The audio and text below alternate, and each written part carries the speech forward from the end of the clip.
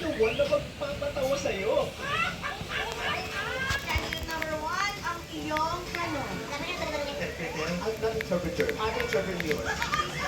The one na makikinig sa mga kwento mo. Coming out of the closet, she accepts me for being who I am. Alam mo ay wala ng tinay. Ang kasarian po ay hindi kasiraan ng isang tao. Baka Joray na yan. Mas nagiging fine. But tumataga. Dapat na. Destination for feel-good Filipino entertainment is bringing you more of the finest Kapamilya content this 2025.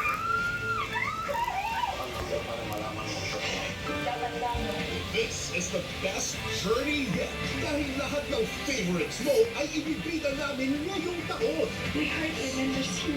Ang galing. Namiss niyo ba? Hindi na kailangang mag-wish kasi magbabalik na ang shows na talagang inabangan niyo linggo-linggo.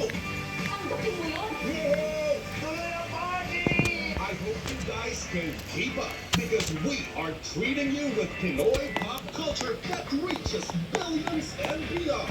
Hindi ako maaaring magkamali eh. Together, we have reached greater heights and bigger audiences. Kahit ano pang gawin mo, kahit ano pang sabihin mo, Napakaswerte mo. And that's why we're serving the hottest, boldest, and the most trending showbiz stories. You determine what kind of crown you wear. We will continue to Ano na yung elevate your food? viewing experience through on-ground events and activities. Sasagutin ko yan. Let's make this year extra exciting. Ayaw mismo ang patapos sa kanya. Dito sa GPTV, enjoy yung Kala ko kilig. kinuha niyo yung ibig ko. I'm Sarah Aligao, representing New York. Is this Kuya Sean? Prinsesa, ngayon ay dalaga na. Talaga? Yes! Sa kanyang puso ay may nagpapakilig na. Siguro may labi-labi ka na. Hindi lang isa, Friends na tayo, di ba? siyempre. Hindi lang dalawa, Wala na niya lahat. pero tatlo pa. Alam mo nang nahihirapan akong dumiskarte kasi kuyang turing niya sa akin. Sino kaya sa kanila ang deserving maging prinsipe niya? Ito ang pinakapangarap ko sa buong mundo. Ang maging isang prinsesa. Sarah, the Teen Princess. Weekdays, 8 a.m. Premieres March 3 sa Kapamilya Online Live. Excited na rin talaga ako. Kailangan natin makuha ang buhay sa iyo. Yung magiging madali para sa atin. Stop it.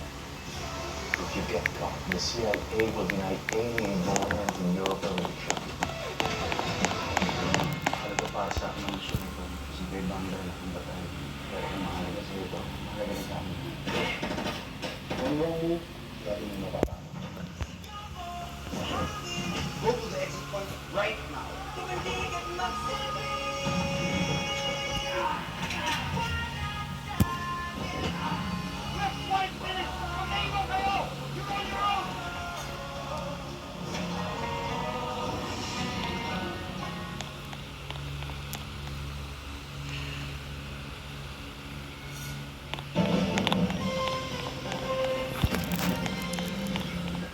Pinagmulta ng Korte Suprema si Muntinlupa City RTC Branch 256 Presiding Judge Romeo Benaventura dahil sa pagkakaantala sa paghawak sa illegal drug trading case ni dating Senador Laila de Lima. Sa resolusyon ng kataas-taas sa hukuman na may petsa November 13, 2024, napatunayang lumabag si Benaventura sa loophole of judicial conduct. Pinagbabayad siya ng multang 36,000 pesos at dinalaan din mapapatawa ng mas mabigat na parusa kapag maulit ang nasabing paglabag. Inilabas ang resolusyon matapos maghain ng administrative complaint ang mga abogado ni De Lima laban kay Benaventura. Anila, sinadya umanong iantala ni Benaventura ang petisyon ni De Lima na makapagpiyansa na inabot niya ang 3 taon bago madesisyonan. Dapat rin anilang nag-inhibit agad sa kaso si Benaventura dahil kabilang ang kapatid niya sa mga naghanda ng ebidensya laban kay De Lima. Patuloy ang pagbuhos ng mga nakikiraman sa burol ni Albay 1st District Representative Edsel Lacman sa Bakakay, Albay. Kabilang sa mga pumunta, si dating Vice Presidente Lenny Robredo, Napapatoo Irene Peron.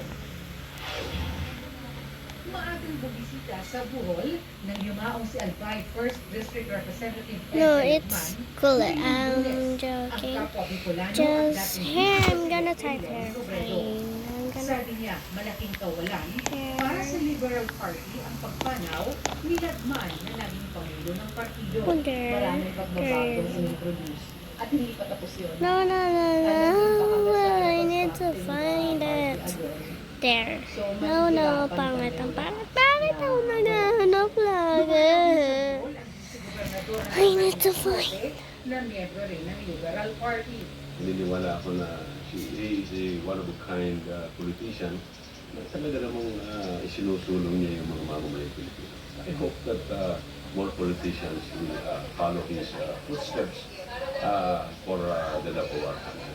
Maging ang paring nagdaos ng misa ngayong Lunes ng umaga na si Reverend Father Christian Bosita, laking pasasalamat sa naging tulong sa kanya ng magbabatas. I was his scholar all throughout my philosophy years, and until I think first year until second year, it was a great help for me personally since I came from not so rich family. Sabi ni Tabaco City Mayor Cristian I know Lagman, we naging got misyon this. ng kanyang ama na tumulong sa mga estudyanteng kapos.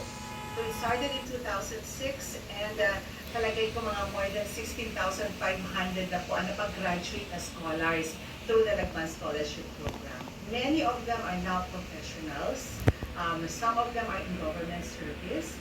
Bukas ay lilipat ng labi ni Congressman Lagman sa St. John the Baptist Church sa Tabaco City na tinulungan niya muling makabangon matapos masalanta ng pagbubuhay noong 2020. Bubuksan ang buong simbahan para sa mga nais makiramay. Dadalhin naman muli ang Labi Lagman sa Manila sa Miyerkules para sa meteorological service sa Kongreso. Eileen Perol, ABS-CBN News, Albay. Ikinalapot ng Pinoy Bank ng pagpanaw ng Taiwan star na si Barbie Sue na gumanap bilang franchise ng TV series Dear Garden. Eksklusibong nakapanayam ng ABS-CBN News ang voice actor sa likod ni Sunshine at binalikan niya kung paano bilang boses ang karakter na labis na minahal ng mga Pinoy. Nagpapatrol, MJ Felipe. Malungkot na balita ang bubungad ngayong araw online. Umanaw na ang Taiwanese actress na si Barbie Sue sa edad na 48. Pneumonia ang dahilan ng kanyang pagpanaw habang nasa Japan kasama ang pamilya ayon sa napaulat na kumpirmasyon ng kapatid ng aktres. Sumikat si Barb sa kanyang papel bilang si Shanchai sa hit series na Meteor Garden. Katulong? Si Sanjay gagawin mo katulong? Kaya ganoon na lang ang buhos ng pakikiramay ng mga Pinoy sa social media, kahit mga celebrities na lungkot sa balita. Maraming salamat. Eksklusibong nakapanayam ng ABS-CBN News, si Cynthia Villanueva, ang voice actor na nagbigay ng boses at buhay kay Shanchai, na ipalabas ang dubbed o tagalized series sa Pilipinas. Gusto kita. Ramdam ni Cynthia ang lungkot ng Pinoy fans. It is a sad time. Really sad time. Dahil maraming nakarelate kay Sunshine, maraming nag-hope like Sunshine, at maraming na-in-love like Sunshine. Ang daming kinilig, ang daming naisabuhay ni Sunshine, yung mga buhay nila. So, yeah, nakakalungkot dahil wala na si Barbie, but Sunshine will live in our hearts. Noong 2003, nakabisita pa sa Pilipinas si Barbie kasama ang iba pang Meteor Garden stars na pinagkaguluhan ng Pinoy fans. Pero si Cynthia, bagyang nadismaya noon dahil hindi niya nakita ang aktres. Sayang nga eh, sana, I wish that I could have met her at that point. But, as I said, kahit na hindi kami nag-meet, feeling ko ako yung na-impersonate ko si Sunshine. It was such a great privilege to give her voice para ma-inlove ang mga Pilipino sa kanya. So, yeah, it's a great opportunity. Hindi man niya naaalala ang lahat ng linya ni Shanchai noon. Nananatili pa rin sa isip at puso Waiting niya her. kung paano niya binigyang buhay ang karakter ni Barbie. Why did you fall out? Hindi ako. Why did you palit? Ang pangit. Waiting her. Alam mo yun, nagmamahal din ako. Masaya. It was such great fun. Nakikiramay ako sa mga pamilya, sa mga kaibigan ni Barbie, at sa lahat din ng mga fans ng Meteor Garden at Sunshine. MJ Felipe, ABS-CBN News. What am I going to do? Okay. Hindi pa tanggol. Tsaka pneumonia. Kaya nakakatakot po yung pneumonia. Lalo siya sa mga Ulan niya bibiyan. Diba yung... Kapanahunan yung Meteor Meteor Garden. Ilang ulit yung ABS-CBN. Yeah.